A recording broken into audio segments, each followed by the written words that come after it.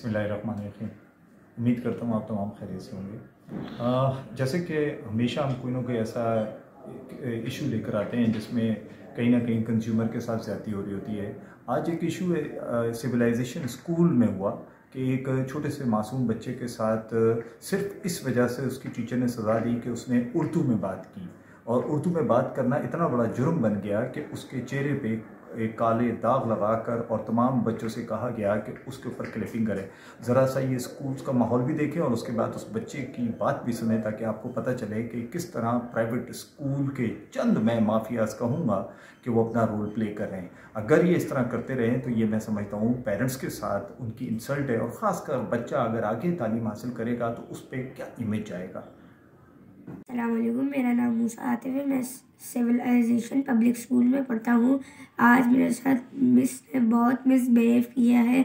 उन्होंने मैंने सिर्फ उर्दू बोलने पे एक इतना बड़ा डॉट बना के मुझे क्लास से बाहर किया और सबको बोला, सब बच्चों को बोला कि मेरे पे हंसे, और उन टीचर का नाम है मिस सदफ।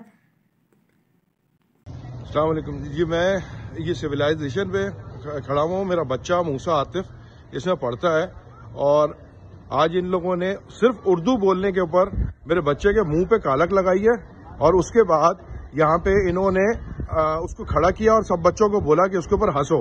मैंने मैनेजमेंट से बात करने की कोशिश की है, वहां पे सर अली होते हैं, उन्होंने और उनके जो प्रिंसिपल हैं, इन्होंने स्ट्रेट अवे मुझे कह दिया कि जी हम कुछ नहीं कर सकते। ये सिविलाइजेशन स्कूल है। मैं अब अपना बच्चा, मुझे पता है ये लोग फारिग करेंगे, मैं तो सही है, तैयार हूं, लेकिन बच्चे की सेल्फ रिस्पेक्ट के ऊपर मैं इस बच्चे को यहां नहीं पढ़ा सकता। ये नॉर्दर्न हैदराबाद ब्लॉक जे में ये स्कूल है।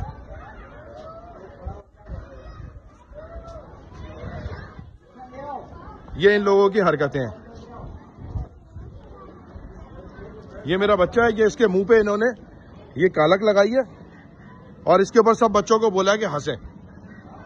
तो ये आप लोग ये देख लें, ये सारे ये स्कूल मैनेजमेंट है, ये सिविलाइजेशन स्कूल है।